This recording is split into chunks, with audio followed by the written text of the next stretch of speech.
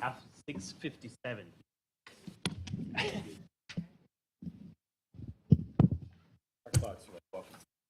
Mine's a 7. Oh, I 7. have 7:02, so I don't know. Okay. Okay. Call the March 3rd Plan Commission meeting to order. Mr. Martinez, please call the roll. Mayor Olson, Here. Commissioner Hogan, Commissioner Butthart, Commissioner Haley, Here. City Engineer Morrow, Here. Alderwoman Henneman, Here. and Commissioner Leon is absent. We have a quorum. Please rise and join the Pledge of Allegiance. I pledge allegiance to the flag of the United States of America and to the republic for which it stands, one nation, under God, indivisible, with liberty and justice for all. This is Franklin. I love it. We stand for the Pledge of Allegiance and the hats come off without even being asked. Good job. Well, Ken, I know you would do it. So anyway, okay. First item on the agenda is approval of the regular meeting minutes of February 17th. Any additions or corrections? So moved. Second. Hogan and Hanneman. All those in favor? Aye. Any opposed? Motion carries. As I mentioned, I'm going to make somebody mad. I'm going to jump around a little bit tonight. I'm going to move to item D4 on the regular business agenda, Victory of the Lamb Lutheran Church parking lot expansion.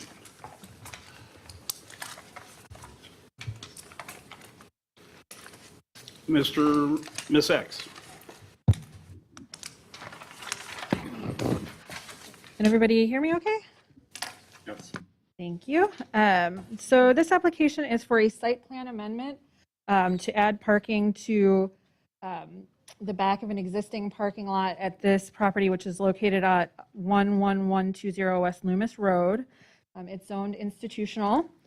There was a series of previously approved site plans ultimately arriving at the current layout, which you see here on the left. With the addition of the parking in the northwest corner.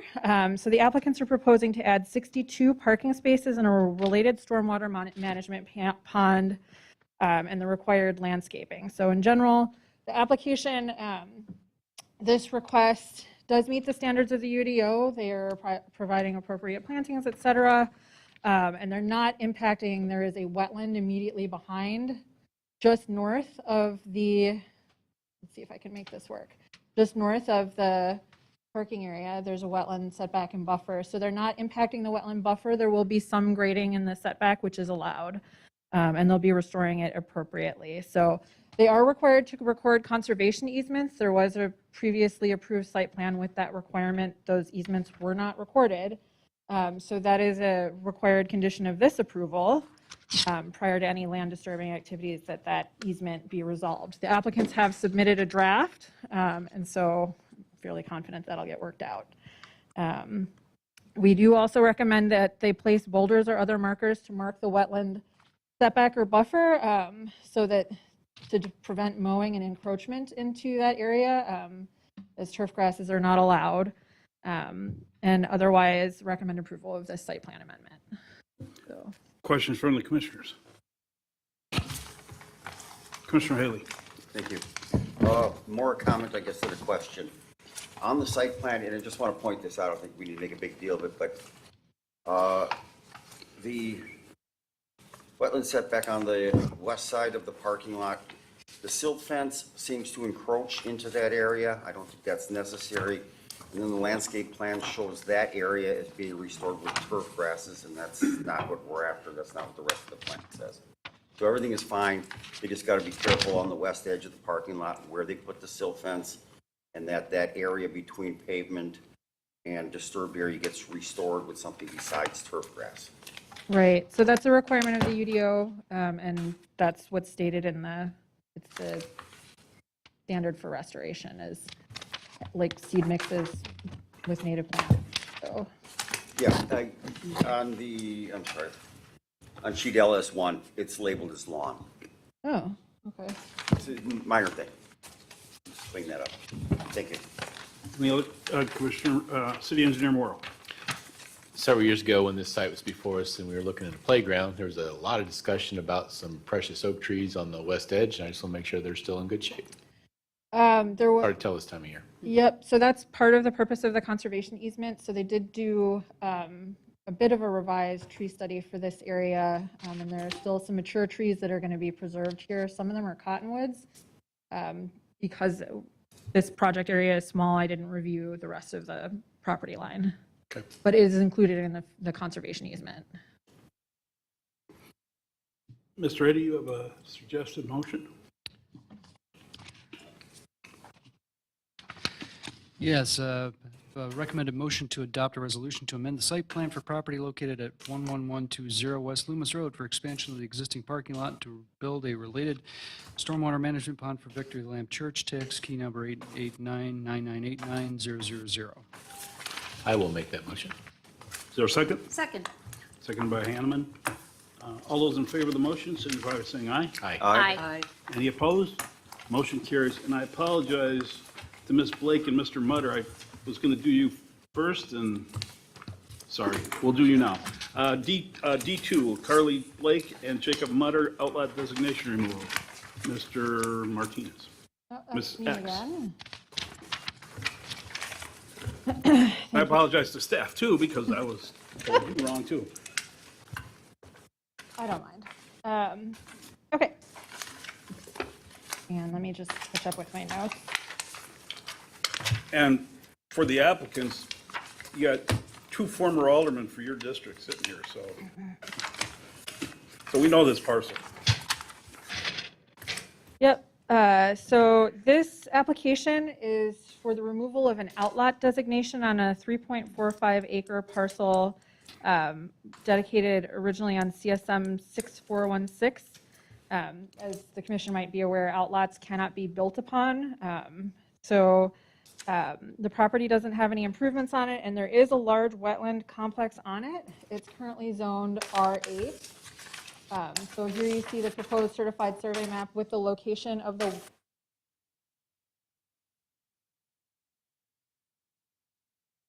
part of this proposal includes the dedication of a 2,269 square foot area to the city to connect this properties to the existing stub of Lake Point Drive. However, that stub does not meet the city's requirements related to street frontage, and hence there is also a land division variance before you, which must be approved in order to then approve this certified survey map. That is a variance approval from Plan Commission, so it stops here. The applicants provided answers to that variance request, and staff notes that it would require additional impacts to natural resources, including the wetland buffer, in order to install a cul-de-sac here, which would be the way to meet the requirement through physical improvements. There are 60 similar stubs in the city, so it is not a totally uncommon occurrence that this happens, but this site is unique in that while there is room there to put in a house, the wetland complex makes it a little bit more complicated, and other sites that have that encumbrance might be developed a different way. So this proposal minimizes the amount of impact. So the deadline for Common Council to look at this certified survey map is March 22nd, and so it is before you for your recommendation today. Staff is recommending approval of both applications. Questions from the commission? Mr. City Engineer. So I will say that I should say, I've only talked to him once, but I think you've talked to my staff quite a bit. So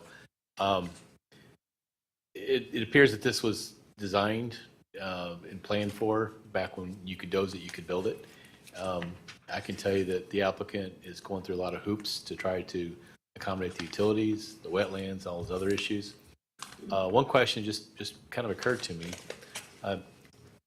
It seemed like every project, Realtor told me that nothing would ever go back there. So if this was a case where it was an outlot, have we heard from any of the adjacent neighbors? And I assume that they've been notified, or how does that process work? So there's no public notification process for the land division variance or certified survey map. There are 2 future applications that the applicant must complete in order to build a house here, including a rezoning and a natural resource special exception, both of which will have that requirement. So That'll be the time when the neighbors show They'll get up and letters. talk about the realtors. Yeah. Yep. Okay. Anyone else? Commissioner Haley? Thank you. Two questions. Is the dedication of the 60 by 38, whatever foot, is that to accommodate a turnaround, a cul-de-sac? Why do we even need to do that? Why can't they just front right off of the dead end of Lake Point Drive?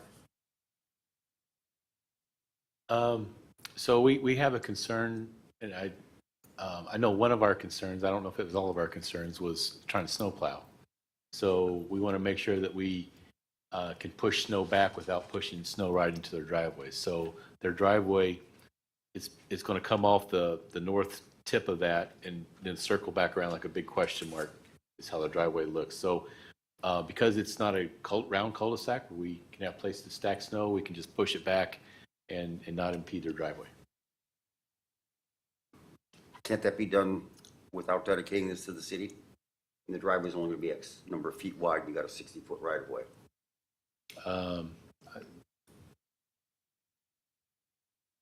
I'm trying to understand here, because normally we would have extended the street through to the other subdivision, I think was the plan. Would have had a cul-de-sac or turnaround of some sort on it. But if snow control is the only issue, they've got 30 feet. As I stated, I don't know if that was their only issue, but that's the one I can remember right now. Was there another issue?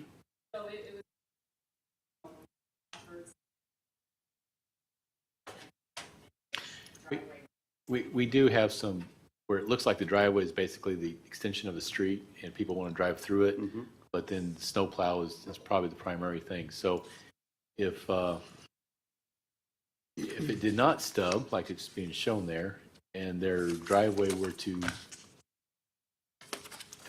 I think we would have a difficult time trying to push snow straight if not cover up their driveway. And I'm not sure we'd want to be driving snowplows up on private property. I was trying to understand it. Yeah, no Why problem. we're doing No, it. I it's a don't have good a problem question. if the applicant It doesn't come up every day, that's fine. Then, I guess my other question is generally the background. What is this an outlot from? Which subdivision? Lake Point Estates. West? From Lake Point. And we've had several people come in and say, I want to put 6 houses on here. Understood. It'll sit there forever.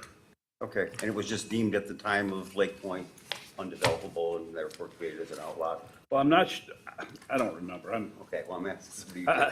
I'm not, I'm old, but not that old. I don't remember when Lake Point was, if that wetland was that big, but that's the issue. Fine, that answers my questions. Anybody else? Mr. Eddy, you have suggested motions.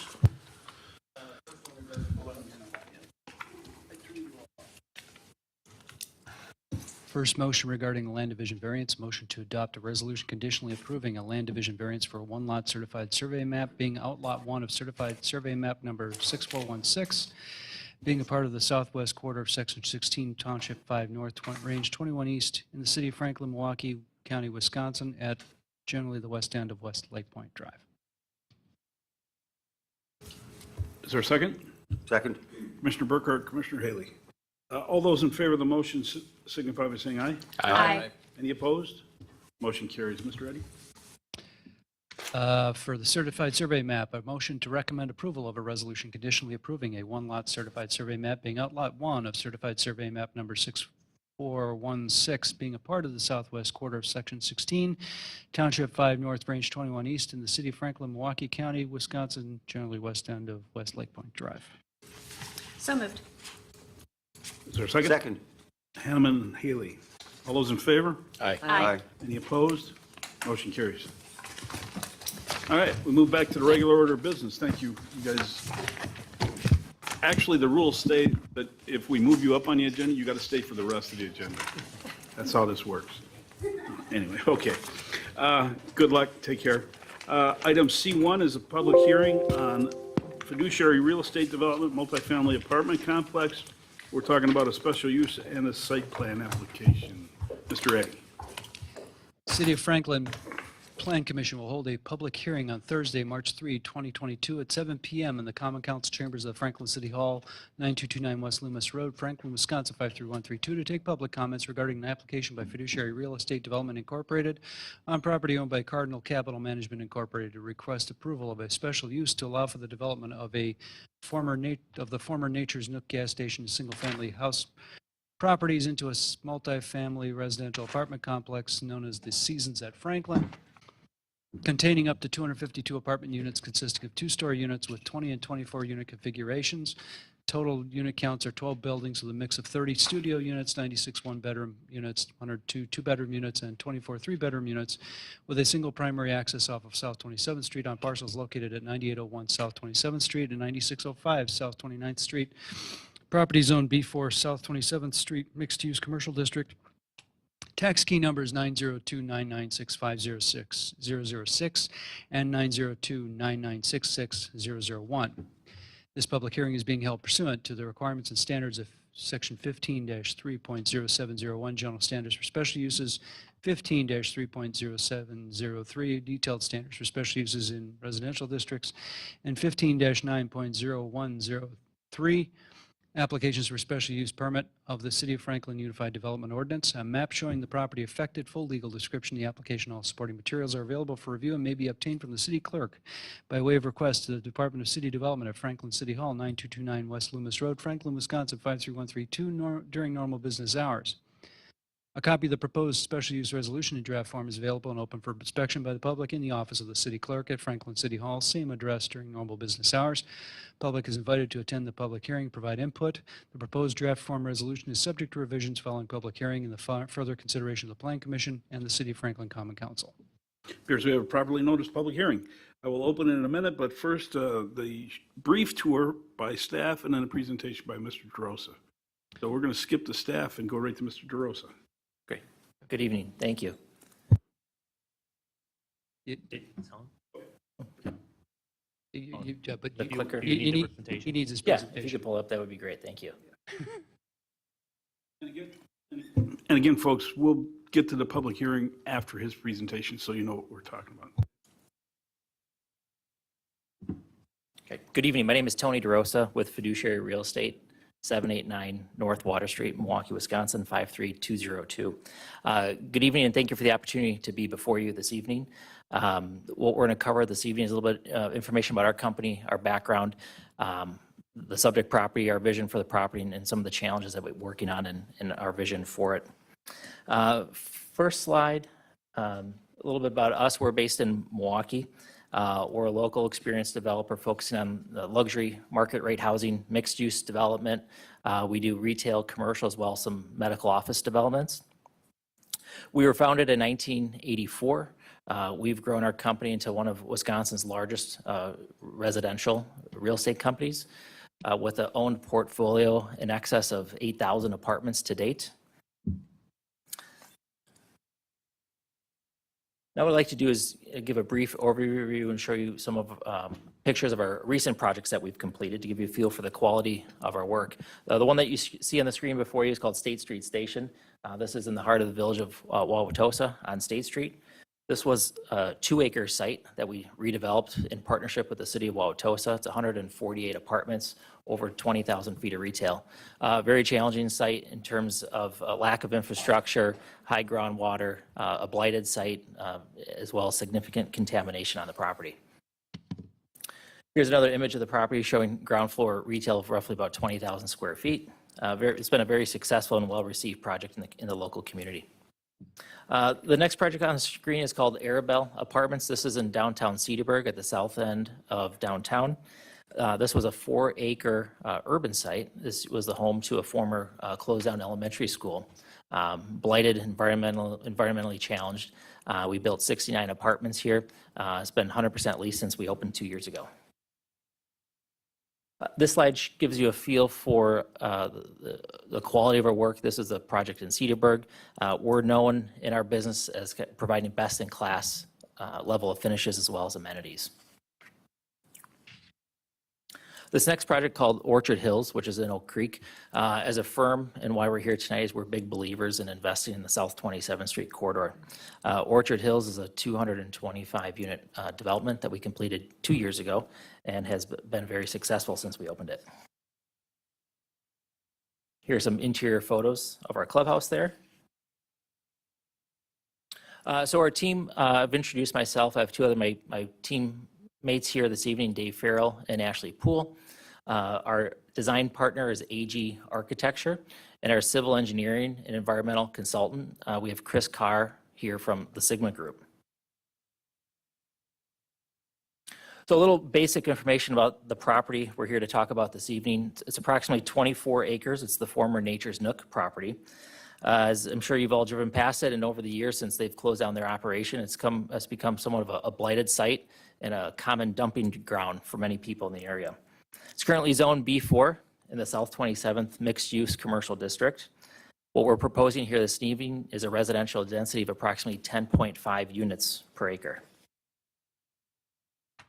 So as we look at a property like this on the 27th Street corridor, we look at what's the highest and best use potential for this property. So first we look at office. Is there demand here for office? We've seen office demand obviously significantly decline over the last decade. That trend has been further accelerated with the onset of COVID. So therefore, we've ruled out office as a potential use here. Then you go down the list and you look at retail. Would retail work here? We all know, we all buy things on Amazon every day, and brick and mortar retail is shrinking. Retailers are becoming more critical of where they locate. They like to be at Main and Main at an anchor development. Two aspects that this site does not cater to. So we don't think this is an ideal retail or commercial site. Then you look at industrial. While I think industrial user would love to be here, I don't think this site is ideal for industrial. I don't think the neighbors would like it. And the city has a lot of industrial in the works and plan just to the south of here where it should be. Then you look at multifamily. Multifamily, we believe, is the highest and best use here. The city of Franklin, as well as the overall submarket, has seen limited multifamily development over the past 10 years. There's significant pent-up demand in the area. We think this is more compatible than other uses with the surrounding businesses, as well as the single-family neighbors to our west and some to our south. What we like about this is it meets the key criteria in order to be successful, and that means we have good proximity to jobs, close to retail, healthcare providers nearby, especially just to the south, good access to the interstate. We're going to provide a high-quality type construction, and at the end of the day, it's a product type that meets the needs of the community. Then we look at the demand side of the equation. Is there demand for what we want to do here? We've done extensive market research. We own property in the area, as I mentioned earlier, north on 27th Street. We've seen great pent-up demand for this type of housing. The community generally has an older housing stock. There haven't been a lot of new rentals built in the city historically. Our target demographic is looking for more of an upscale suburban community to call home. We're looking at empty nesters, baby boomers, young professionals, and those that are typically choosing to rent. And you look at our, yes, Mayor? I don't know where you fit in, baby boomer. We can't discriminate. Gen X, millennials, we'll take anybody, as long as they have good credit. And these are people that, that work in the grocery stores, they are police and fire, they work in the real estate industry, the management industry, well-paying jobs. And typically what we see in our communities, because we do build a high-quality product, we're typically outperforming the local demographic. So we typically expect to see about a 10 to 15% increase in our resident profile in terms of average household income compared to the community as a whole. Monthly rents here are estimated to range between $1,200 to $2,500 per month. And we have a mix of studios, 1 bedrooms, 2 bedrooms, as well as a small percentage of 3 bedrooms. What's unique about this is this is not your typical 3 or 4 story apartment building. These are 2-story buildings where every apartment has its own private direct entrance. So there's no common corridor here. So these feel more like a condo or a townhome at the end of the day. And we have units that have attached garages, and we also have detached garages throughout the site. So in terms of the proposed development, as I mentioned, these are townhouse private direct entry apartments. In terms of the apartment amenities within them, I touched earlier on, we have attached and detached garages, oversized windows, private balconies and patios, open concept floor plans, in-unit washers and dryer, upgraded appliance, stainless steel appliance package. In terms of community-wide amenities, we have a resort-style clubhouse and pool, which I'll show you some pictures of later on in my presentation. We have a fitness center, and we will be managing the property ourselves, and we'll have on-site property management and maintenance. So the next handful of slides are some still perspectives to give you a feel for how the site lays out. This would be our main entrance, Seasons at Franklin off of South 27th Street, with our clubhouse back to the right. This example overlooking one of our retention ponds of two of our buildings. This is our clubhouse and pool area.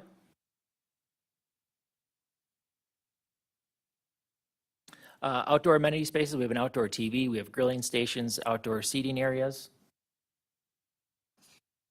Interior view of our clubhouse. Interior kitchen. Many times this gets rented out for resident events. People host baby showers, birthday parties, you name it here.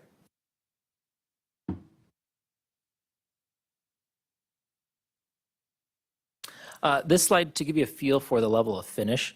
As I mentioned earlier, we're typically known for providing a best in finish delivery in our projects.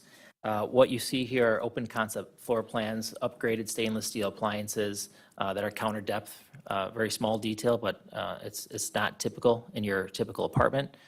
Quartz countertops and Kohler plumbing fixtures, just to name a few.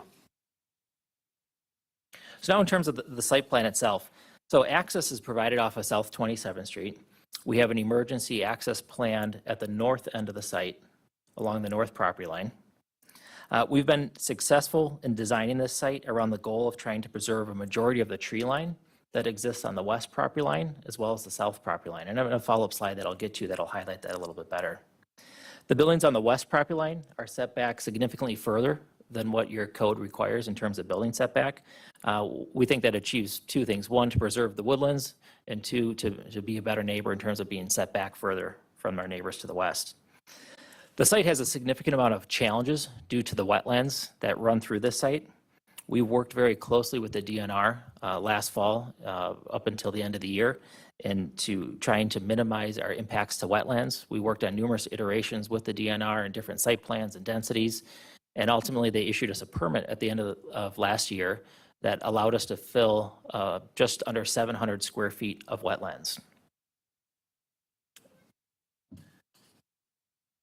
Then if we go to the next slide, this slide has a lot of color and it's really confusing, so I'm just going to highlight a couple things here.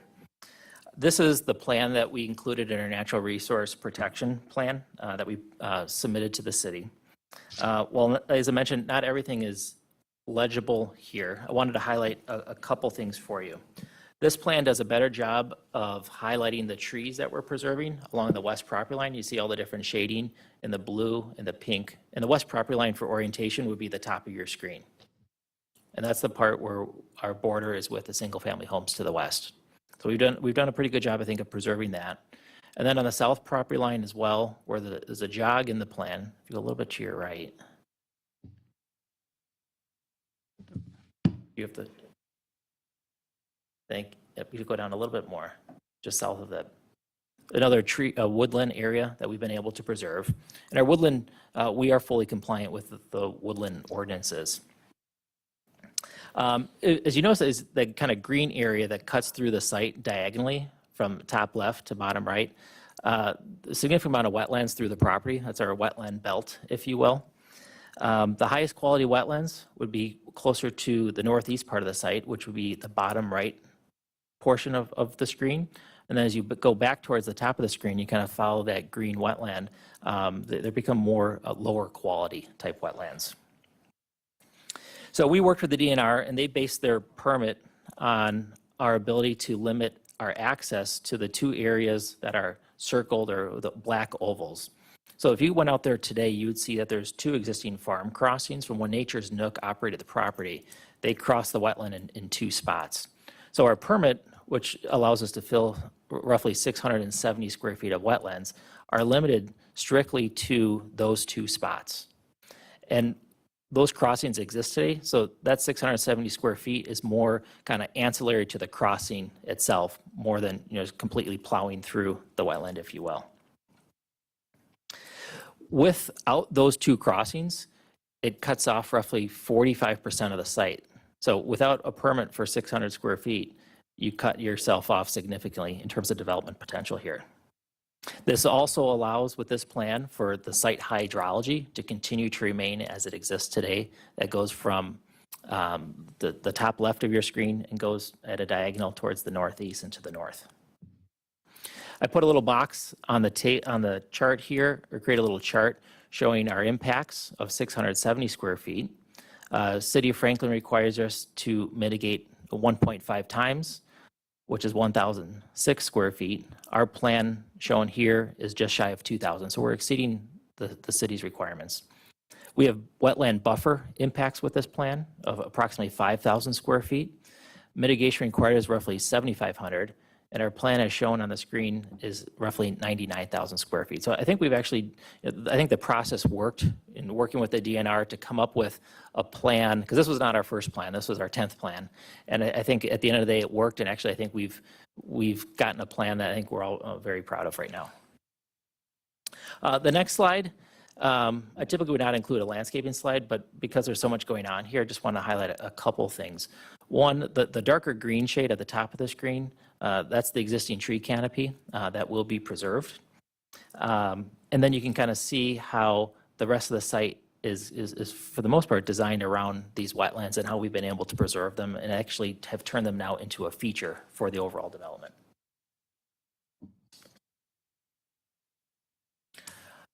Now we have a animated fly-through to take you through the site. No sound.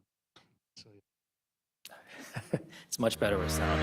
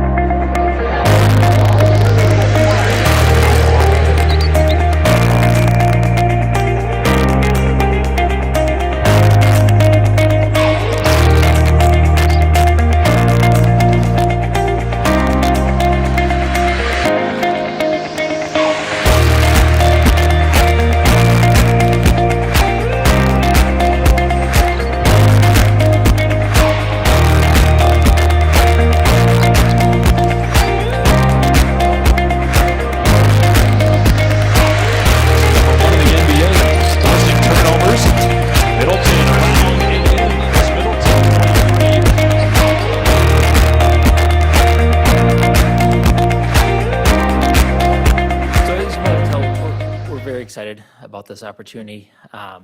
We're looking at this as upwards of about a $50 million investment that we want to make in your city. We're very excited about it. We think at the end of the day, this is something that's going to be, it's going to stand out and it's unique in your community. I think this fills a need that exists right now. One important thing to note is that our development would not have any impact to the Franklin School District because we are not within the school district. We're actually in the Oak Creek Franklin Joint School District. We think this will eliminate an eyesore that this site has become. We've been successful, I think, in creating a project plan that preserves the wetlands and respects the wetlands. We're looking at a significant tax increment here. We're looking at roughly a $600,000 increment in property taxes that would put us as probably the number 3 largest taxpayer within the city of Franklin. At the end of the day, I think, for all the reasons we shared earlier and all the different potential uses here, we think what we're proposing is the highest and best use for this property. Thank you. Okay, so staff, you've asked your questions of them prior to this. Do you have any additional questions for them tonight? questions? That's the way the rules say. All right, with that, With that, I will open the public hearing portion. The rules of public hearing are simple. Give us your name and address, please. Speak clearly into the microphone, address me, ask your question. We can put a 3-minute limit on, but with the size of the crowd, I don't think that's necessary without objection. So here we go. Public hearing is now open. Anyone wishing to speak on the matter? Don't be bashful.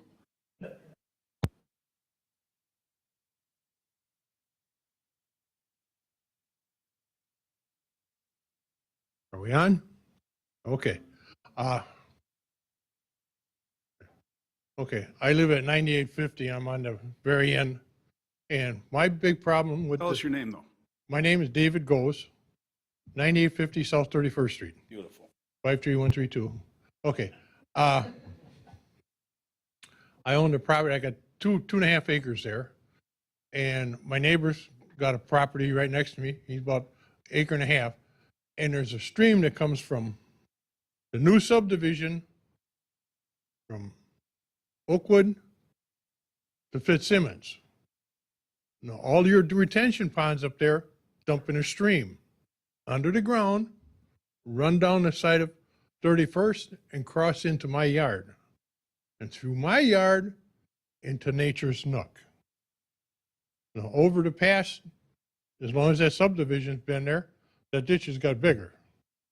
The water gets higher. And nobody seems to care about it. But it's going to be part of their problem. With Nature's Nook, I had no problem. They kept it open. But if they block that water at all, it's going to back up, and not only in my yard, but the people down Fitzsimmons and other roads are going to get it. It's going to back up into their property. I've had it come across 31st Street already. The water gets that high there in the spring and in the fall and the winter.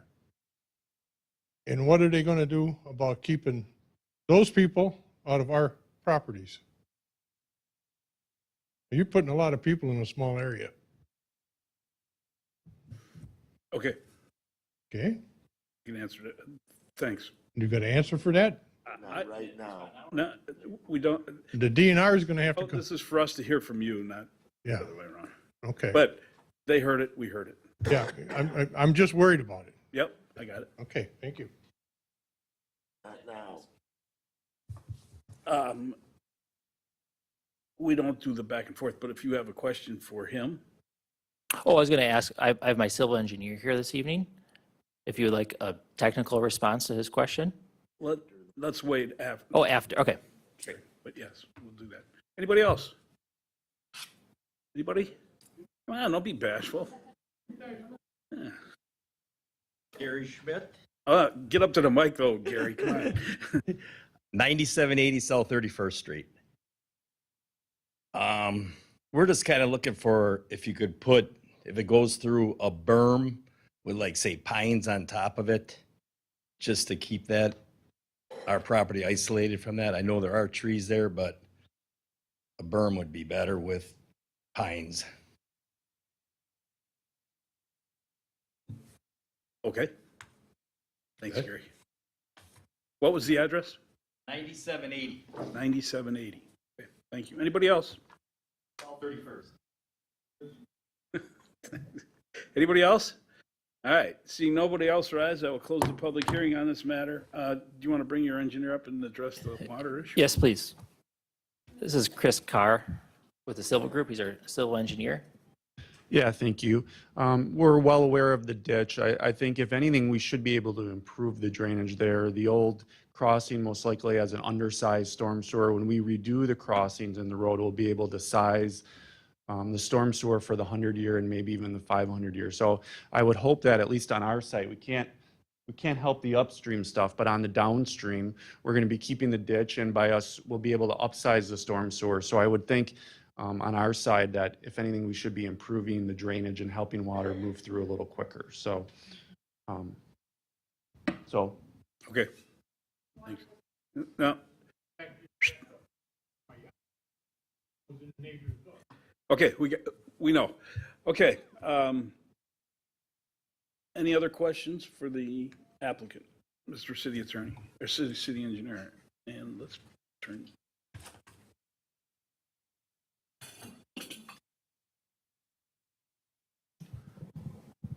Good? All right. First of all, I love the acronym. I think you get the best acronym of the year. It's kind of nice to read through there. And Fred's going to do this. Fred's going to do that. It's kind of funny. So, as you know, we've talked several times about this project. I think most of my comments have been pretty consistent throughout the project. So for one, I would love to see a secondary access, but I understand the wetland is, and I'll concede that one. But I thought we had decided that we could at least put a pathway down where the existing road is. I don't see a pathway on the plans. Did I miss that? Are you talking about the emergency access on the north side? It could be an emergency access, yeah. So, Yeah, so it's still there. It's kind of hard to see. There's a note there that says road to stay to be used for emergency access. okay. So now, Further, if you run down the property line, yep, will that be paved? I assume we would pave it. Right now, it's gravel. Okay. Because there is an existing gravel driveway that goes all the way back. It just didn't show up as a new pavement, so, but you plan to keep the road?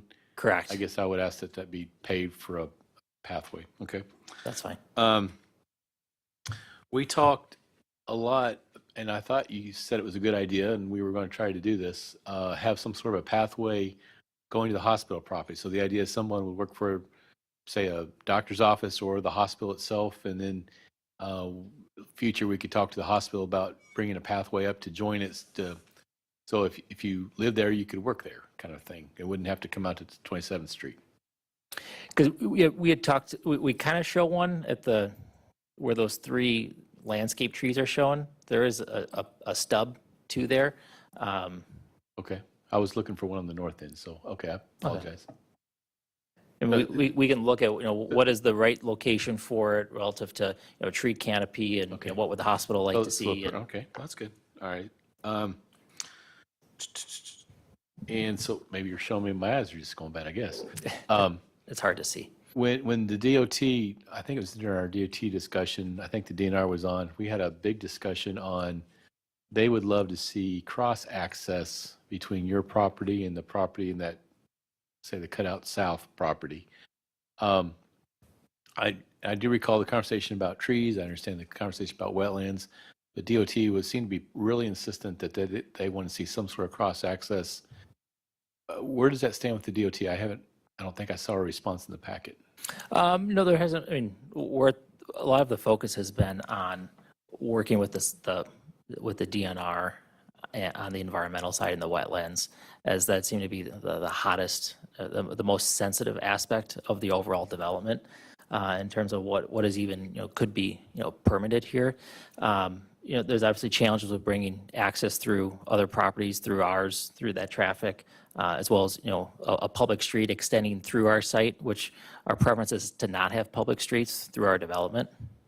And I appreciate that, but I know DOT was real insistent that Right. if you couldn't do that, then they didn't want to see the. No, so we have some work to do with them in terms of finishing our traffic study and fully permitting the access point. And When do we expect to have all that resolved as far as your traffic issues and have DOT give you a good seal?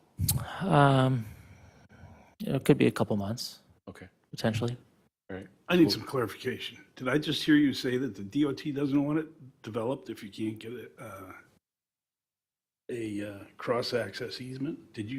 Is that accurate? I don't know that they were that strong about it, but they were pretty insistent that they want to see some sort of cross-access, but DNR was on the same call.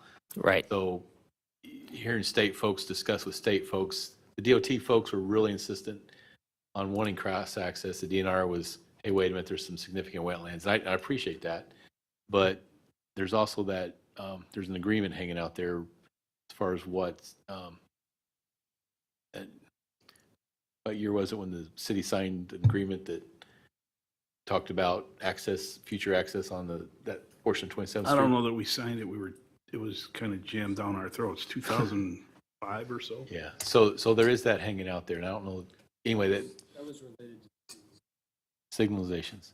Because they would be taking land then from all the property owners to our south, where they had originally thrown out that idea of where that property jogs.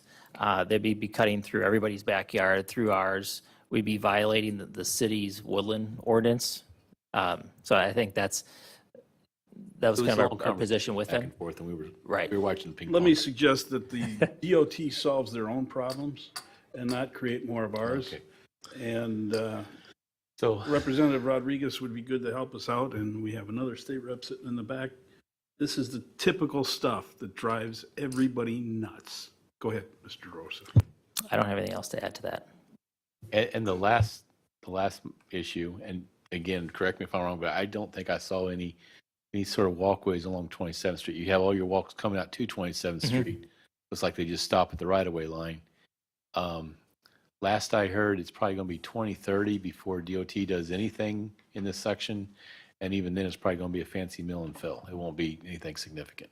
Yeah, actually, Alderwoman Henneman and myself, we've talked about it. In concept, we don't have an issue with putting a sidewalk out there.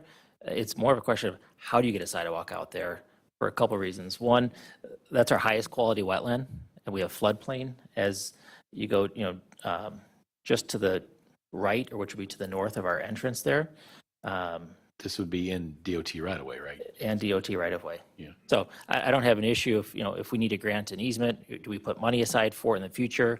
I wouldn't want trying to permit that to hold up the overall development. So in concept, we don't have issue with it. It's more the logistics of how does that get done? Okay, we'll keep an eye on that, work your way through it. So those are all my comments. Anybody else? Anybody else? Oh, Commissioner Hanneman. Alderwoman Hanneman, excuse me. But she can go. Oh, You have to look. I'm really not thrilled with this system, but, okay, Commissioner Haley, I'm sorry. Thank you. Couple of comments. That's it. First, I think it's a great addition to an area that's been underutilized for a long time and should be a nice benefit to Franklin. Thank you. Number two, and I don't do this often, your plans are great, well done, well executed. Commend your consultants. Thank you. Easy to read, understand, complete, concise, use of colors, hatching patterns.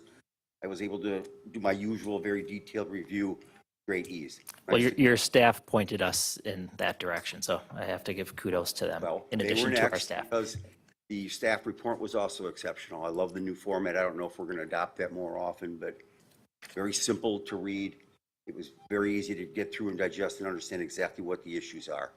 And the one other one I'm going to commend you on is your proactive work on the wetlands with the state and the Corps. It's one of the things that people don't want to tackle until they have to. You were smart. You went in there right up front, got the permissions you need, and now we can move forward with certainty, knowing that this is what you can build. Well done. I can't take credit for that because they wouldn't let us come forward until we had it resolved. One more for staff. Thank you. Anybody else? Comment also. Alderwoman Hanneman. Thank you. And echoing Commissioner Haley, these plans were, and your expertise at reading these plans, and they were easy for me to read as well. But thank you also for taking the time that you did take. I know in conversations it was frustrating throughout the process, but again, to me, it looks like it has paid off to come up with the very, very best solutions and preserving the environmental features, because those are really important to the people in the neighborhoods. And we had a neighborhood meeting with the developer back in November. And so a lot of those issues were brought up at that point. And I think that hearing that and taking the time to work through it really helped the situation a great deal. One thing I want to clarify is, as you've been going through working with the site in terms of prep, were there any environmental contaminations on the property that you'll be cleaning up as well? Yeah, we will. So there is some known environmental contamination on the property from the former use of Nature's Nook. We're doing additional testing of that here in the coming days. But no, there is contamination that does need to be dealt with on the property. Okay, thanks. Mr. City Engineer. So we probably should address the one comment from the neighbor about possibly a mound. I guess the answer is probably that there's a lot of trees you can't touch. And if you were to add a mound in addition to that, you're pretty much chewing up most of the property. Is that I guess can you elaborate on that issue? Yeah, and I'll actually have Chris Carr come back up. Sure. We talked about that, and you're exactly right. The city engineer is exactly right. If we came in there and built additional berms, we'd have to rip out some of the existing mature trees. The other thing to know about this is in some locations, our units are actually pushed down, and we've got walls around to help protect it. So in some places, our buildings are actually lower. So that will help kind of hide and do some additional screening. And if there are some gaps, you'll see on our landscape plan, if there are gaps, we're going to fill those in with additional landscaping and additional trees.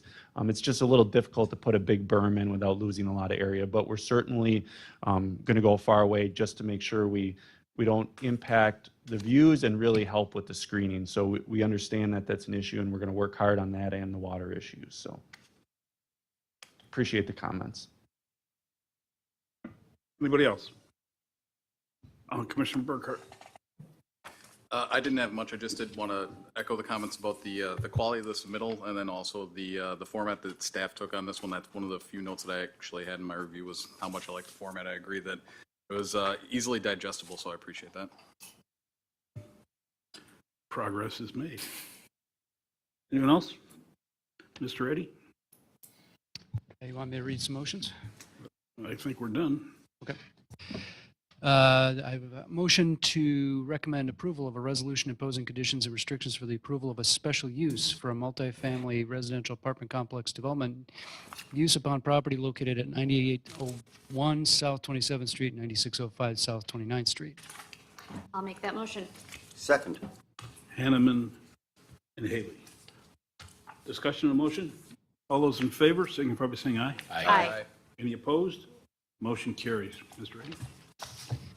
Regarding site plan, a motion to adopt a resolution approving a site plan for construction of a multifamily residential apartment development with associated parking, stormwater management, and a dog park located at 9801 South 27th Street, 9605 South 29th Street. I'll make that motion. I'll second that one. Here we go again. Discussion on that motion? All those in favor, signify by saying aye. Aye. Any opposed? Motion carries. Thank you very much. Thank you, guys. Appreciate it. When do you intend on breaking ground? The goal is to be in the ground by end of the summer. Thank you. Next item is a business matter, item D1, Cape Crossing Single Family Residential Subdivision. This is a PDD. This is for a preliminary plat application with Newman Development.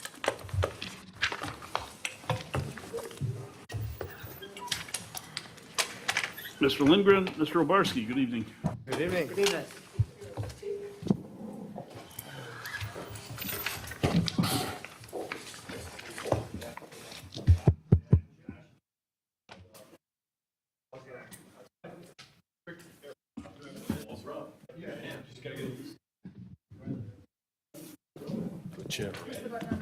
Whichever works.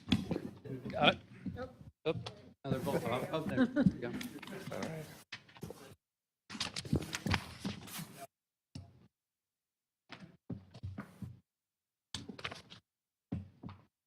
Who's doing this? Mr. Martinez. Good evening, Regular Martinez, City Development Department. This is a proposed preliminary plat following the recently approved Plan Development District number 40, Cape Crossing. Hold on a second.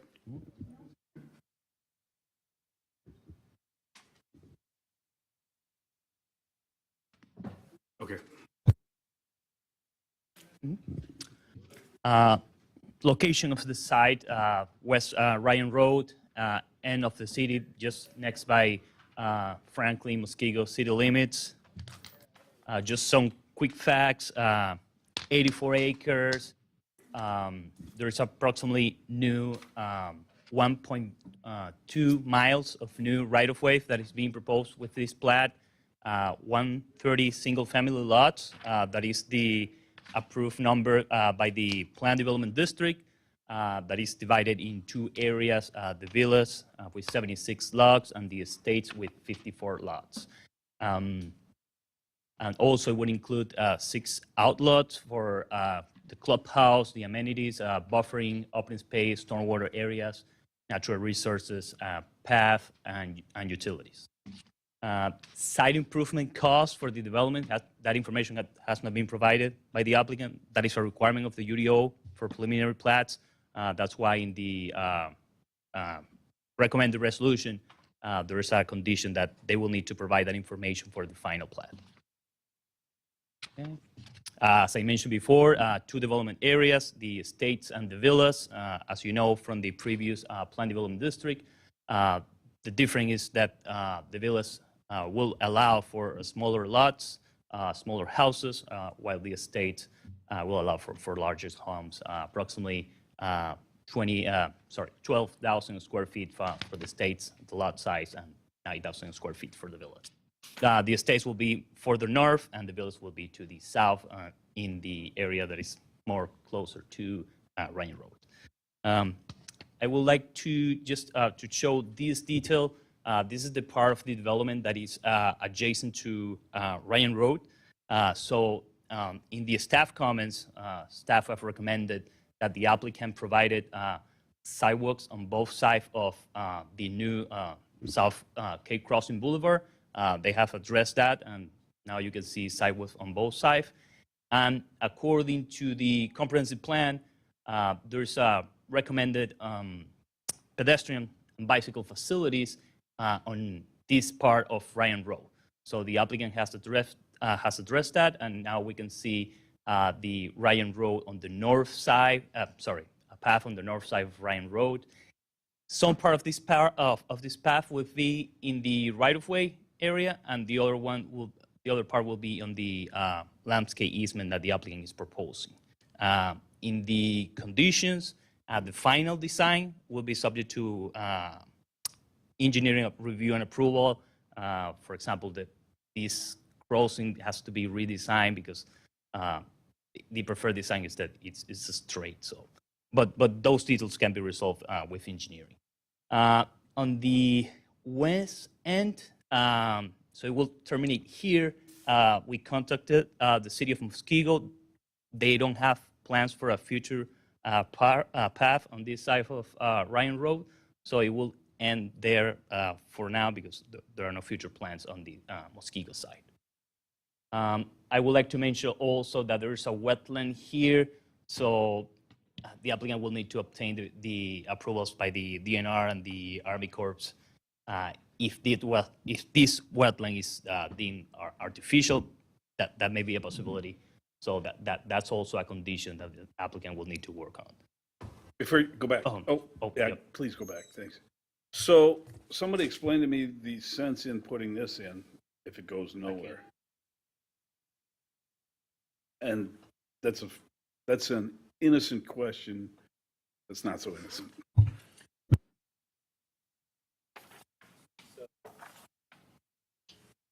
One of my questions later was going to be, you mentioned the number of acres or square foot that you're going to be dedicating public-private or to public right-of-way.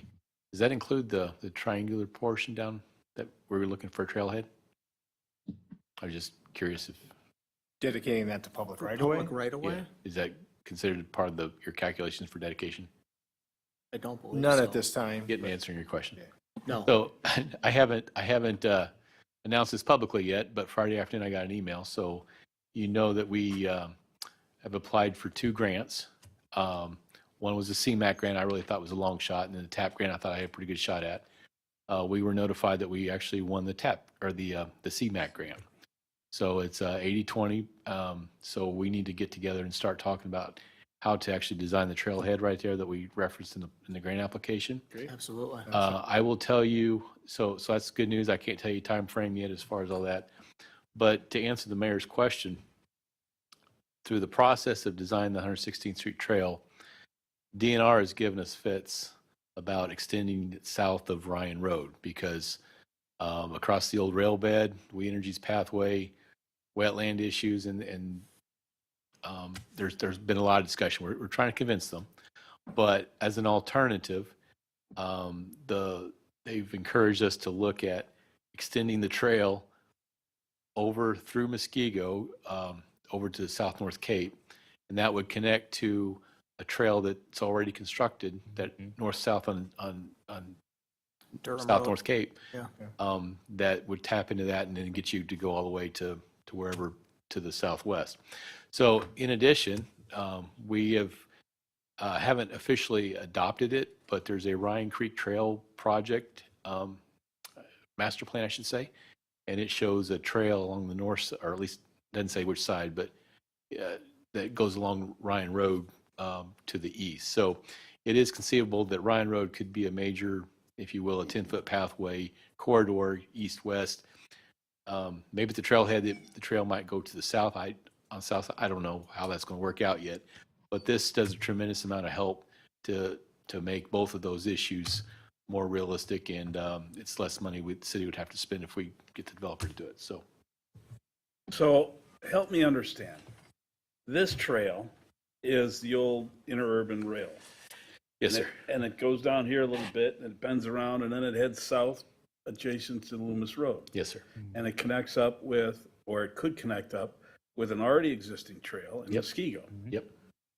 I still go back, why does the DNR, or whoever it is, not want to use that? Wetlands. How is there wetlands on a DNR, on a right-of-way from an old rail bed that's raised up? I can tell you, we've made that. So, We've thrown okay. everything we can at this So discussion. which one of them is Build a going hole with to his take the railroad. path from here through Muskego and connect up with the other path? So instead of using our trail funds to continue south on the rail bed, we might have to use it because it's actually more expensive to develop a trail along Ryan Road. And I have talked to Muskego about what that means. It would go behind some homes, but there is a nice wide right-of-way on Ryan Road. So it's there, but we'd have to add some storm sewer possibly to make that work.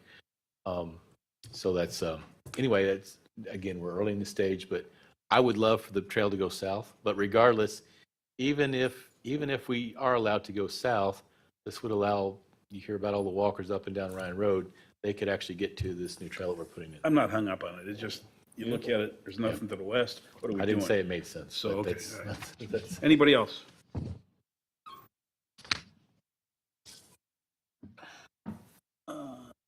Commissioner, Oh, I have more slides. I have more slides in the presentation. oh, Okay. I'm a bad guy. Go ahead, Regular. The proposed monument sign will be located in the future right-of-way area, so staff is recommending that the applicant will need to remove that or relocate the proposed sign to the outlet and not the vision triangle and outside the right-of-way. So there is a condition that is included in the resolution. This is the natural resource protection plan. I would like to highlight three natural resources. The wetland to the south that I have already mentioned that may be impacted with the path. This wetland here, wetland number 3, that it will be impacted, the wetland buffer will be impacted for the grading of a stormwater management area. And this wetland to the north, that the wetland buffer will be impacted for grading a lot, specifically lot number 33. So we can see the grading in the wetland buffer that is not allowed by the Unified Development Ordinance unless a natural resource special exception is granted. And same for this lot 33 that is grading in the buffer area. In the resolution, you will see the recommended 18 conditions. If you have any specific question about the conditions, I'm happy to answer. All right, I already called on you. Commissioner Haley. Okay, where do we start? I'll try to keep it simple. I think you all know how I feel about this project. I've gone on the record many times. I've asked a lot of questions, and to be honest with you, I don't think I've gotten answers to any of them. I'm very disappointed with that. There were formal questions submitted. We're not getting answers. This is exactly what we shouldn't have. This is piecemeal. Where do I start? Let's start with the trail, since we were just there. We've been talking about this trail for years. In fact, 10 years ago, I walked it with DNR and other people to talk about feasibility. And then it disappeared, and it comes up miraculously, and now we've got it, and now we've got funding, and I'm willing to bet that your funding's no good because you just lost the southern third. And CMAQ is all about congestion mitigation and air quality, reducing automobile trips. You haven't accomplished anything. So putting any trail in without the extension to Muskogeo's trail is foolish. Okay, well, that said, and that's when we should have backed off on the trail altogether. In fact, I'm going to argue that we should have been out there with the DNR in the last year or two asking these questions before we put in grant applications and this and such. We're making promises that we can put in a trail that we don't know that we can. And that now we come to find out that all indications are we probably can't. And it's stated right here in the letter from the city of Muskego. However, it sounds like DNR will not approve this route.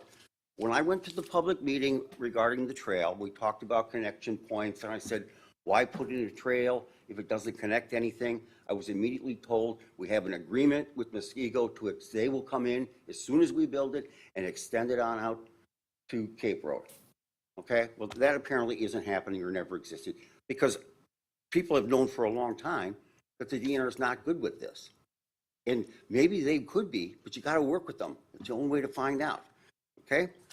Another point. I'll go back to the Natural Resource Protection Plan, which was done years ago and has been put in front of us umpteen times. And on page 1.1 in the introduction, the ending paragraph from the paid consultant that did this, he ends with, wetlands identified in this report may be subject to federal regulation under the jurisdiction of the U.S. Army Corps of Engineers, state regulation under the jurisdiction of the DNR, and local jurisdiction under the city of Franklin. The remaining natural resources are subject to the city of Franklin's UDO. Stantec recommends Stantec's wetland delineation report, provided as a separate report, be submitted to city planning staff, the WDNR, and USACE for final jurisdictional review and concurrence. That was dated August 14th, 2017. No one's had the brains or the courtesy or whatever to reach out and send a copy of this to the DNR and the Corps of Engineers and ask for impacts not only related to the trail, but this project. That's what they're there for. They're going to have the final word. Why would you go forward with a year and a half of planning when you don't know you can build anything? Okay? I don't like down it, but that should have been done. And as I commented with the previous applicant, these are the things you do up front when planning. That's what sound planning is about. And for whatever reason, somebody chose not to do it, and now we're being faced with a trail that we spent time and resources on that we can't build, doesn't connect to anything. Okay. Specifically, we'll stay on the wetlands issue. I've mentioned it before. Everybody chose to disregard it. The wetland on the north side of Ryan Road, east of, actually was probably better regular set that first close-up that you had to show the new trail. Yeah, that. Okay. Okay. Right where the arrow on the right is pointing, we've got wetland impacts. They've been showing up on every plan that's been issued to us all along. Right here. No one wants to ask the question. We've talked about a secondary access to the site. Now we're putting a trail through here. We've talked about all these things, but no one would lift a telephone to ask the DNR or the Corps to come out and take a look at it. Okay? That's, it's simple enough just to leave the trail out. Again, why put the trail in if it goes nowhere? I'm a trail builder. I've been doing this for 30 years. You get in segments when you can, but not if there's no logical end to them. Bigger problem I got is this area. And there's been a little game being played here in that this property and this property are owned by the applicant. This is owned by Wisconsin Electric for all intents and purposes, it's the old railroad right of way. Well, we're making all of these assumptions that one, we can put a trail through there, and I understand the city's negotiating an agreement to put the trail there. We've got this new trail across here. We've already talked about the gas and electric conflicts. This baby here, this is supposed to be a 12-foot emergency access path, a path to this trailhead, which I won't talk about now because it doesn't make any sense. But as I come to find out, so we can't get a second entrance in here because nobody wants to look at, we had talked about this, about a second entrance in here. Talking to the Corps of the DNR, the applicant said, we haven't asked for a second entrance and we don't want one. Okay. So what we did is this, and it's being camouflaged as a 12-foot potential bike trail connection to a piece of property. Well, We don't own this, the applicant does. There was just discussion about potentially owning it. This is definitely not ours or the applicant's. And so strategically, they removed the wetland in this area from subsequent plans. It originally showed, and there's an extensive wetland that runs right through here. It's marked, it's just not clear. So when we look at the drawings that shows the wetlands, the wetland buffers, I don't need to get it out. It's all there, but they don't show the impacts here. So here's the logic, the way I understand it, is we build a trailhead here, and I won't get into the reality of that because I left my comments when we talked about the trail. But so this would go through wetlands, wetland buffers, through here as a 12-foot path. It's 1 to 2% slope here. Here it has to go to an 8% slope in order to get up there. Okay, so it's supposed to be a connection for the bike trail from the subdivision into here. It also is now being asked to substitute as the second emergency access, to which I don't see a readily accessible way to get in there with a fire truck or anything. But the more I study the plans, it's also where we're putting in the water main connection, correct? We're bringing the water main through this parcel across here and into the subdivision. So now it all makes sense. You know, we won't talk about that. It doesn't, we're doing everything we can to ignore the real issues and address the problems. I've talked about hydric soils. Nobody seems to care about that. Soil testing and borings were done. We were never made aware of the results of those tests. I asked a whole bunch of questions up, and the assurance, if you got it, it'll all be okay. The law says we have to accommodate that. I like to see that. I'd like to know. We're hearing a point right now, and I'm sorry I'm lecturing, but we're at the tail end of a project that I've spoken against all the time, and now we're finding all these problems. And even if we put a trail in here and end it there, I know this area intimately. I don't know how you get to the trail in Muskego. You've got to go all the way down Ryan, across the front of those residences, and we just heard Muskego has no plans, so maybe you could coerce them into doing it if we paid for it. But then you get to North Cape Road. There's no sidewalks on North Cape Road. You got 3 blocks to go down to Loomis Road before you get anywhere near the trail. So I'm not getting where the connection is. It's okay to say it will happen. There's reality, there's facts. I'll continue. We talk at length about the safety out here. In fact, the city engineer said at I think the first meeting that he's aware of the existing conditions on Ryan roads. There are pedestrian concerns acknowledged, some very valid concerns, blah, blah, blah. Don't care. The street is a mess right now. We understand what's going in. There's infrastructure all over, sanitary sewer, the Waukesha water return. It's all torn up, and we can't get a trail through there. We haven't addressed the safety issue. We've approved a whole nother development down in here, 11 condominium units with the driveway that's probably right about here. So we got single entrance driveway, 130 lots coming in and out. We got cross traffic we've talked about. We've got another entrance in here, and now we're gonna bring in trails. So we got a trail that has to dead end here at best because we can't continue on, at least not yet. Then we bring this here, and so now we've got people coming out to a point here where they're just thrown into the street again, have to find their way over to this side. Same thing here to be thrown out in the street. So years and years of trail planning, design efforts, this makes absolutely no sense to me. Now, we'll get off of that because this is about the site plan. And I am not at all comfortable that the issues that I have brought up, others the public have brought up, have been addressed. They keep being addressed as in spoken of, but not answered.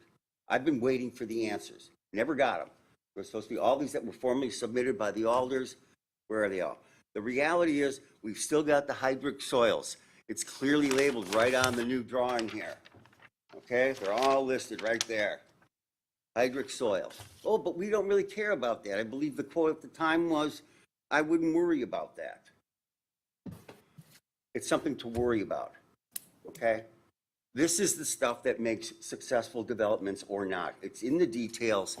It's great because it's a huge site to work with, and they're not being forced to do anything along here, so that all works. It theoretically, hopefully, you can get the water to move through here. We had the owner of this property show up and tell us about the enormous flooding that comes through here. Be ready, beware for it. We've seen no stormwater plan, not even a general one. We're just showing where it would be.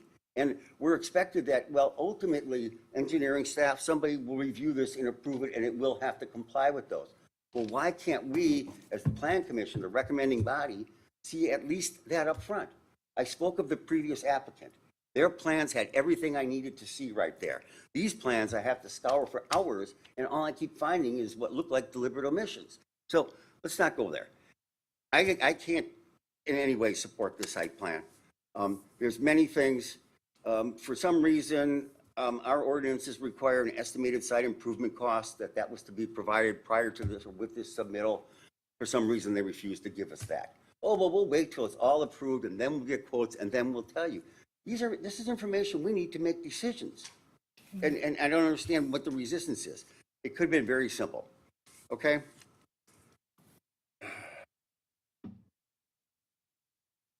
I still think you can have big issues with the wetlands. It would have been great to take care of that. Human safety was the one we talked about extensively. We've got the trail issues here. We've got no second entrance, and I heard several of the council members and plan commissioners say that safety was really a concern and we ought to be addressing that. But you know what? We didn't address it. We've got a site plan that looks just like it did the day before, except now we've put in 2 meaningless segments of trail. And we finally come to find out that the access point here is really all about getting a water main into the site. Let's see, what else do we got?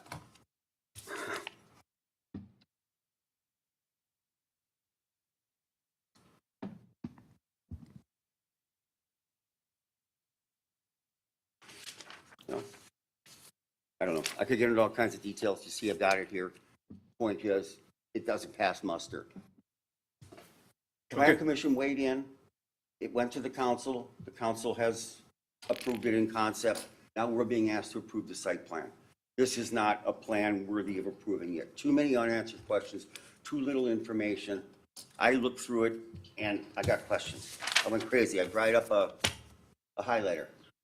Why can't it be simple? Why can't developers come in with plans that have addressed all of the challenges and brought forth creative answers, creative and aesthetic answers, instead of having to fight for answers about how we're going to try and keep 130 unit development from becoming the scourge of Franklin 10 years from now. Nobody's bothered to address the pipeline, the petroleum pipeline. Oh, well, we talked and the guy came out and showed us where to survey them. Have you gotten it in writing? Again, it's all in the resolution that finally they'll do all of this stuff before they come in with the final plat. Well, why the heck should I be recommending approval of a preliminary plat when they haven't even gotten the first set of questions correct? I'll be quiet for now. My, Sorry. thanks. Okay, anybody else? Mr. City Engineer. I'm going to try to be very brief. I guess I would say, with all due respect to Commissioner Haley, I think everything I said about the trails just got twisted and some unfactual things got said. We got to be careful because that's what gets all the residents riled up in various things. So I guess I would dispute pretty much everything you said regarding the trails. Hydric soils, we talked about that last time. I do appreciate there's hydric soils out here, but I would tell you there's hydric soils in almost every subdivision that gets done. And if we use that for a criteria that says you can't build, we're done building in Franklin. There's nothing left but hydric soils. In fact, most of our existing subdivisions are hydric soils, and I do appreciate there's sump pumps everywhere. We deal with those everywhere, but I don't necessarily know that that's, why do you call the foul here when we don't call it foul on all the other subdivisions that go in? The water main to the site, if we insisted that they run the water main down Ryan Road, then up through the other public right of way, I guess that would be okay. I guess I don't understand the concern about using the secondary access also as a trail, also as a utility easement. I guess we put utilities in easements all the time. So you seem to dismiss the fact that we want to put a trailhead there. I don't quite understand the objection. I know that the gentleman who previously owned the land was very excited about putting a trailhead in there. Very avid cyclist. And as far as on the Muskego side, I did have a conversation with Scott Kruger, who's the Muskego city engineer. Public Works Director. He's very willing to accommodate. They're not willing to do it, but if we don't have to build a trail, I should say have to, if we don't build a trail along the south part of the We Energies property, we could use that money to build the trail to connect. There is a trail on South North Cape. It's on the west side of South North Cape. It's if you look at it, it's not really that much longer of an area. You're basically finishing up the triangle instead of doing a loop part of the triangle. So I guess I say that I appreciate all your other comments. I understand how you feel about the project, but I feel like my questions have been addressed, so I'll say that. Anybody else?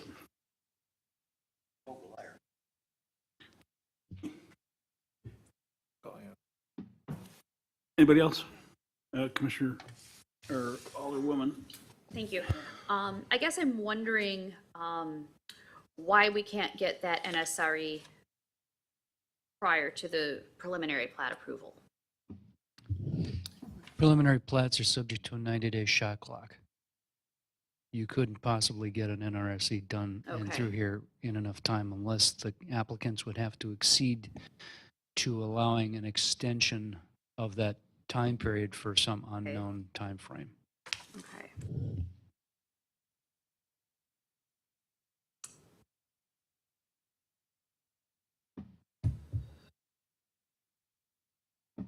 So, if this were to be approved, what would be the probability, I guess, of an approval of the NSRE or not? And where would that leave us then, if that was not approved? What you have is you have a preliminary plat approval that would be contingent on an NRSE. So if the NRSE is not approved, then you don't have a preliminary plat that's implementable as presented. So they would have to make modifications to their plan design. So there's really no real specific downside to simply having an approval that allows the thing to keep moving forward. And then if it gets stopped at the NRSE level, then we rethink, and Eric and Brian and their team make some modifications to the design to get within the limits of our regulations. It really makes us make a better application for that stuff because we know exactly, down to the square footages of what the impacts will be and things like that. So when you do some of the upfront preliminary plat work like that, and you get through some of the revisions and the things with engineering, when you do make those applications, you're very accurate rather than having a little bit more of a guesstimate of what the square footage and the amounts would be.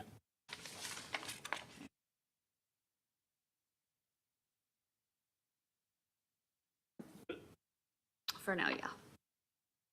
For now. Anyone else? Commissioner Haley. In furtherance of that thought, the NRSC, the Natural Resource Special Exception, that's a Franklin thing. That's an exception, it's supposed to be a special exception from our standards. It does not guarantee that it will happen. The DNR and the Corps of Engineers have the first kick at this. What happens if we get all the way down and we're in final plat and somebody finally gets around to getting the jurisdictional statement out of the DNR and Corps and they say no? Okay, now at the last minute, we're realigning water mains, we're trying to find ways to make trail connections. That's the reason I'm making these comments. Too many unanswered questions. Okay, hydric soils are serious. Okay, just because we've mistakenly built on them in the past doesn't mean we should do it in the future. Anyone who understands soils knows that there's inherent risks with different types, and you can mitigate this, you can avoid it, you can do whatever. But there's test results, there's borings that have been done out there, but we can't see that stuff. Maybe you can. It was in the To Common be Council. fair, yeah, the packet. Common Council. It's all there. I'm not a common council member. The Common Council. You have equal is access to requested it, so. got the questions to us, and I think it was very clear at the council meeting that we responded to the council with the questions that they asked. So I do want to be a little careful here that we say there's never been a stormwater plan submitted, there's never been grading. That's not accurate. We have submitted engineering plans. At that council meeting, we submitted stormwater plans. It has been vetted by Tony Zanin, Pinnacle Engineering, who's done a ton of work in Franklin. Obviously, this site works with stormwater. These aren't guesses that ponds might work. This is hardcore engineering. He's working on the Phase 1 final construction plans right now to submit. Like, this stuff has been vetted to the point of its constructability has been just, it's been vetted 100%. And the council and everybody did have those plans. I think Glenn knows, those plans have been submitted to the city. This, it's not fair to say that nobody has seen anything here. I believe I had the floor. Yes, sir. Okay, point I'm trying to make is, yes, maybe that's all there. Previous applicant came in with one whole package that answered all the answers. I've been struggling for over a year to get answers. And if you're telling me, yes, I have to go through the council packet and look to find things to get them, then I guess that's what I'll have to start doing. My point is, these issues should be resolved now. They should have been resolved a long time ago. You got the trained professional that said, get this stuff in front of the Corps and the DNR. And to our knowledge, it still hasn't happened. What happens if you get them out there and they say no? You just wasted a year. Say no to what? Say no to what? To the connection down in the corner between the If they say trailhead. no to the water main connection, we directionally drill it, just like we did There's at no Ryanwood, disturbance. where we directionally drilled 1,182 feet. Do you of have 12-inch any water easement main. from Wisconsin Electric to go through that property with a water main, much less a trail or a 13 or a There's no, 12-foot you can't emergency apply for a access? permit until construction plans are available. Exactly. Well, that's what I keep hearing. Have you- We're being asked. Wait a minute, wait a minute. can't- Now, We're being, let's yeah, let's stop stop the back this. and forth, and I'll try to be quiet. well- What we are being asked to make a recommendation that this site plan makes enough sense to send it to the council. And then things will be worked out and they'll come back in, and I'll be in the same place I was before because things won't have been addressed, or we're redesigning, we're changing everything. Let's be smart about this, okay? I don't want to argue with you. You understand my concerns. It's not personal. It's the fact that you're trying to cram too much into a small package and haven't bothered to do the engineering, or at least share it with us so that we can all have a comfort level with what's being proposed. Mr. Eddy. In fairness, what you approved, just approved, was a site plan in concept. City engineering doesn't have a specific stormwater management plan.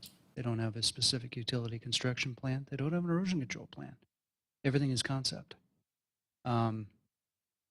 So actually, there's only one project on the agenda tonight where city engineering's actually reviewed it and reviewed it twice. And that's the one coming up next. And that's because they're in a hurry.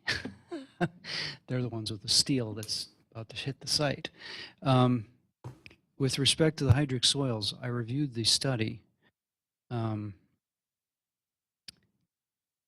all of the boring sites. All of them had a minimum depth to water of about 8 feet on the site.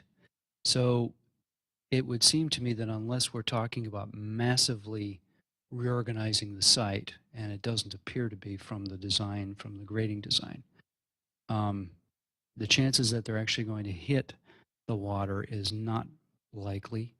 In addition, Alderman Holfer suggested or recommended, and the applicants agreed to, including certifications for building sites so that there wouldn't be a problem from the standpoint of hitting groundwater. So that's been addressed. With regard to the wetland, part of our logic at staff level to suggest a second access point, although that ship has sailed already, so we're at one access point. The one location of the wetland adjacent to the roadway,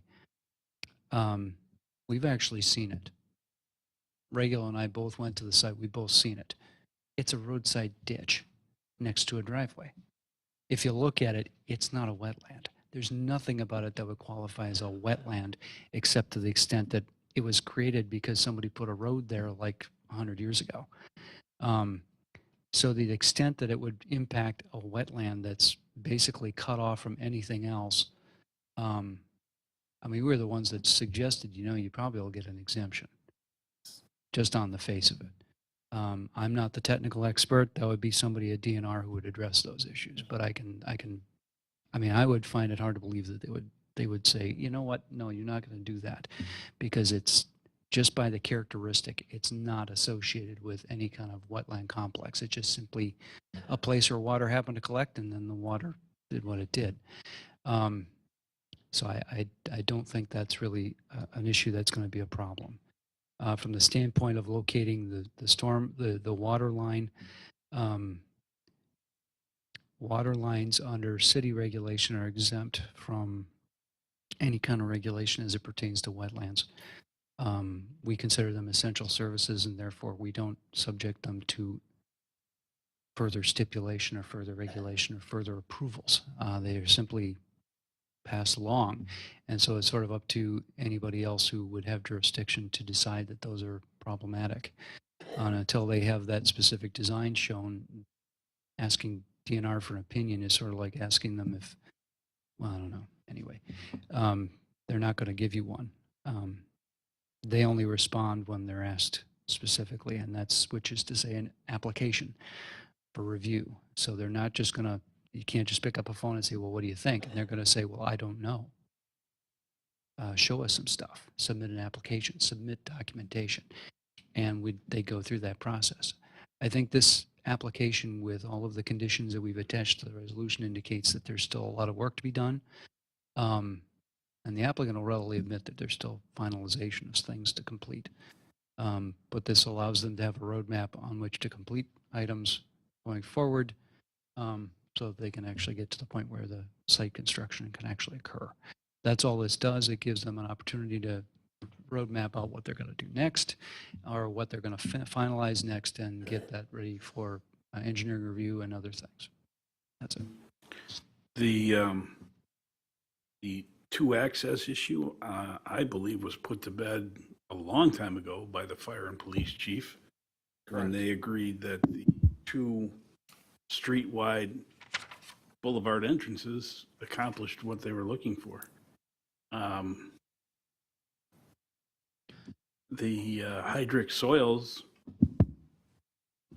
I understood, was put to bed with the fact that the soil borings showed, as we just discussed, 8-foot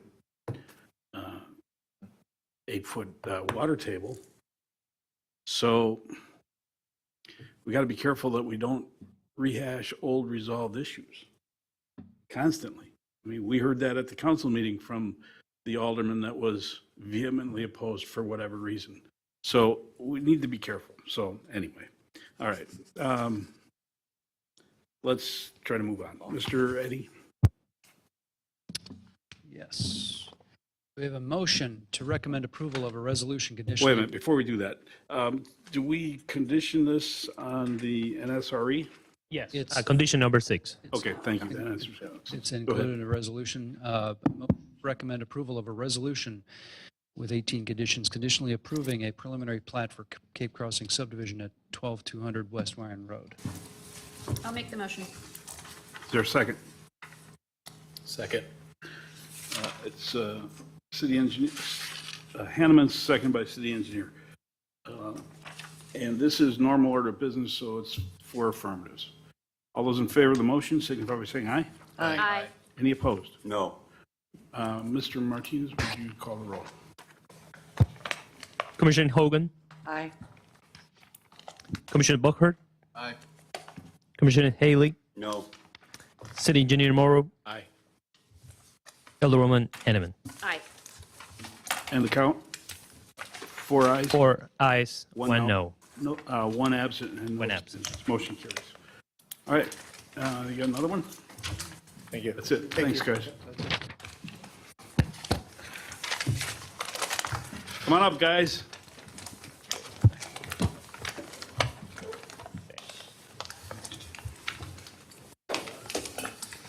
So as we go forth on this one, we absolutely will adhere to the Plan Commission rules and regulations.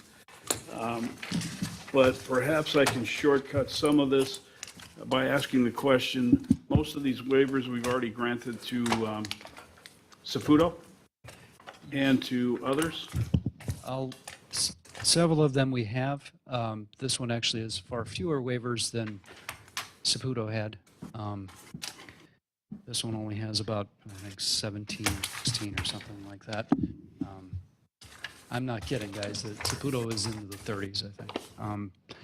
The project design, you can see on the overhead, it's actually this part of the property.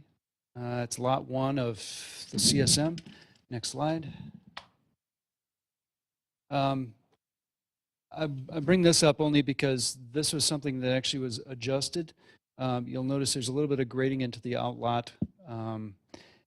Per agreement under the review for the sewer extension, this goes through review of the DNR, which is to say sewer pack. And in talking with sewer pack, they agreed to adjust the grading down here so they're actually not in the trees. They're under the tree canopy, but they're not in the trees, so they don't have to take anything out.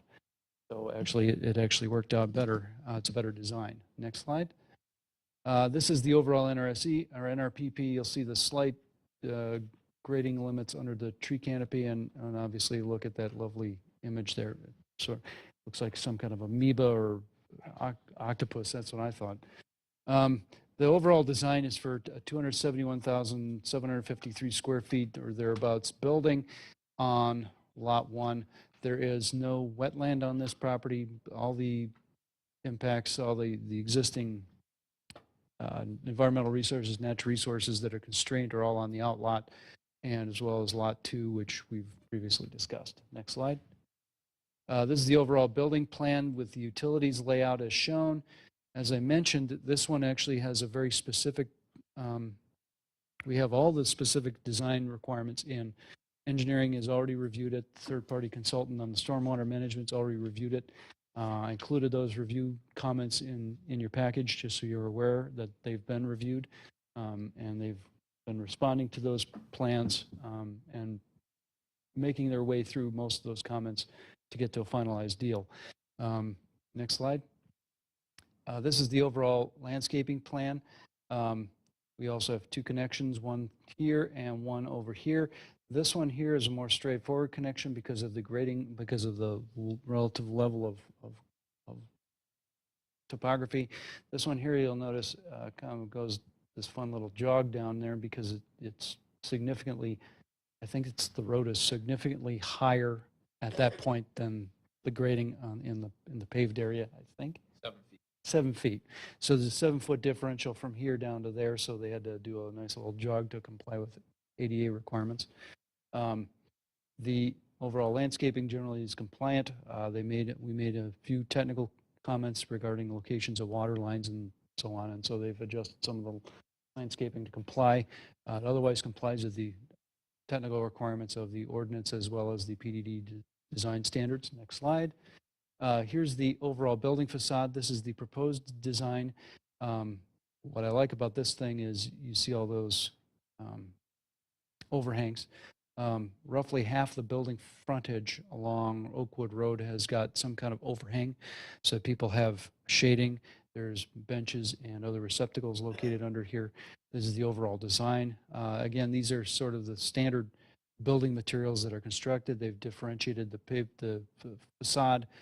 First 10.5 feet, I think it is, and then the rest of it's a different color, so it's a different color design, but this is precast stone, painted precast stone, concrete, which is standard design. And Saputo had that similar kind of material on the outside facade, as well as the Wangard property, which is located on the other side of what's soon to be Hickory Street. So this is fairly typical of prior approvals. I don't know if there's another slide. You want to go ahead? Nope, that's it. And staff recommends approval. The resolution includes a whole series of conditions, but they're all basically related to waivers. I don't know that there's anything specific other than requiring the soil substrate, which is a typical requirement of landscaping code. The applicants have agreed to comply to that standard. And everything else in here is the standard conditions that we typically apply. Okay, let's try to do it this way. Questions from the commission relative to the site plan? Okay. I should also mention, the applicant will be back here in 2 weeks for a special use application. We got this one rolling in a hurry because, as I mentioned, sort of tangentially, they got their steel ordered and it's coming in rapidly. They actually got ahead of the curve, and so they'll be getting their steel in shortly. I want to know how that happened. Smart guy. Yeah, they actually got their materials in, so they're.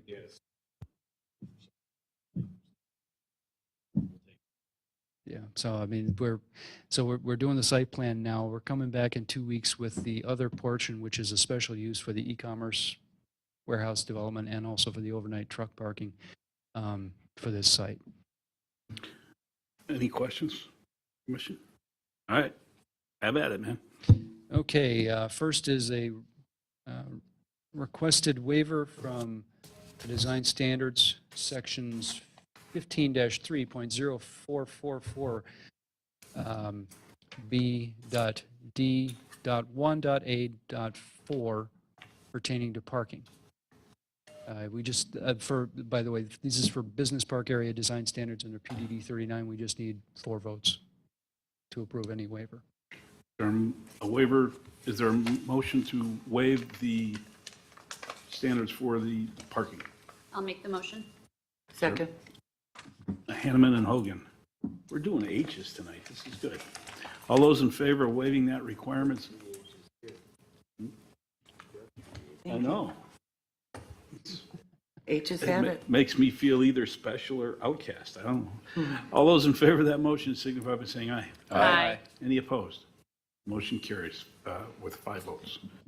Okay. Next, a motion to waive the required standards under 15-3.0444 B.D.1.A.6 pertaining to parking. I'll make them, second.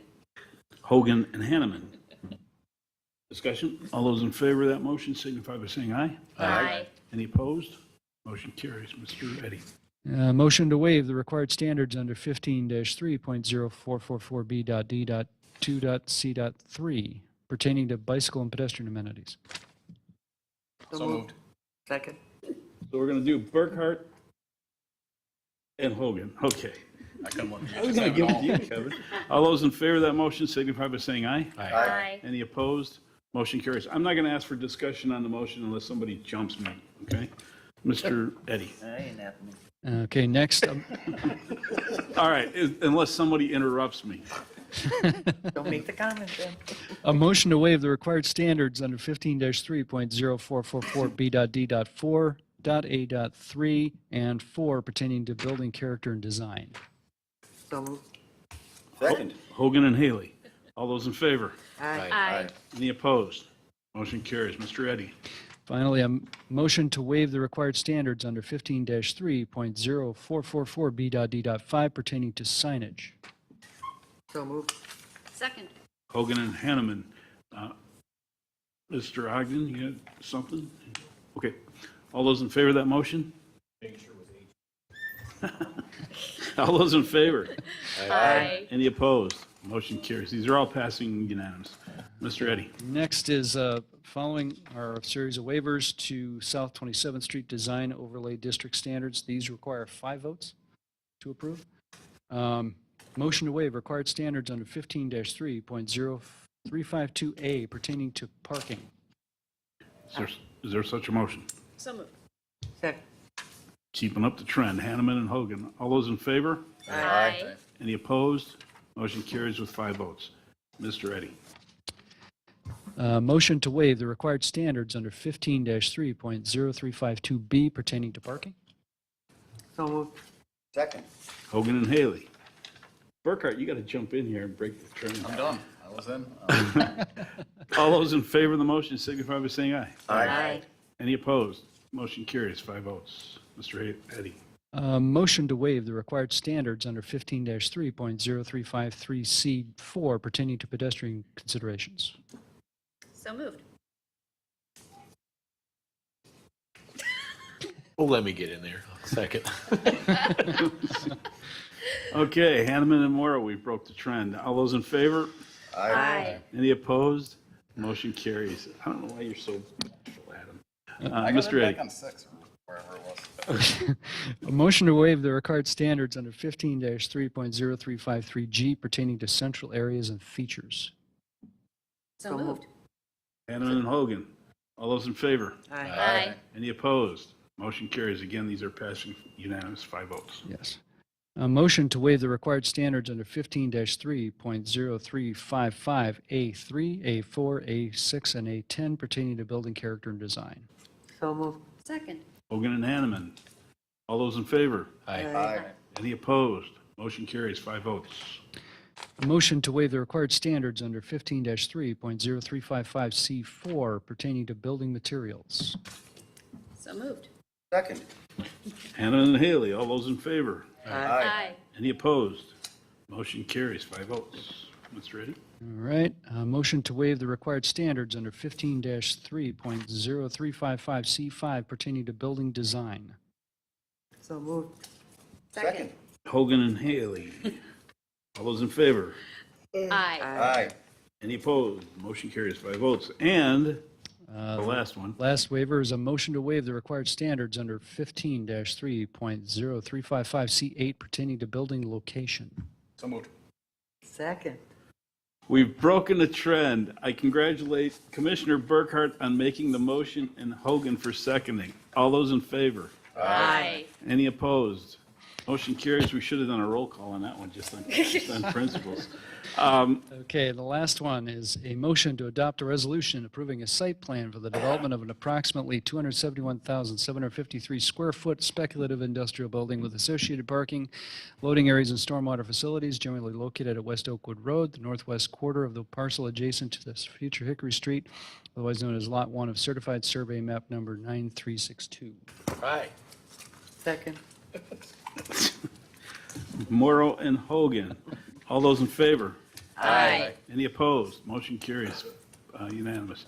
Before we move off of this, I'm wondering if it wouldn't be smart for us to revise the 27th Street corridor standards You're reading my mind. for this, for at least south of Oakwood Road.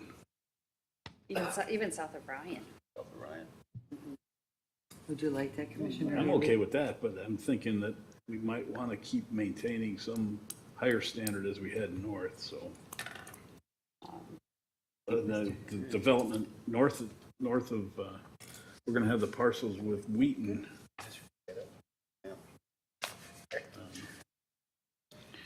I very much would Ah, agree I with that. seem to see Didn't know if that that we would want to just do come that. as Okay, part and parcel of the UDO rewrite. we can do that too. Recommendation from staff at some point. Yeah. Motion to adjourn? So moved. Second. All those in favor? Aye. Any opposed? Motion carries. Yeah, 3 minutes.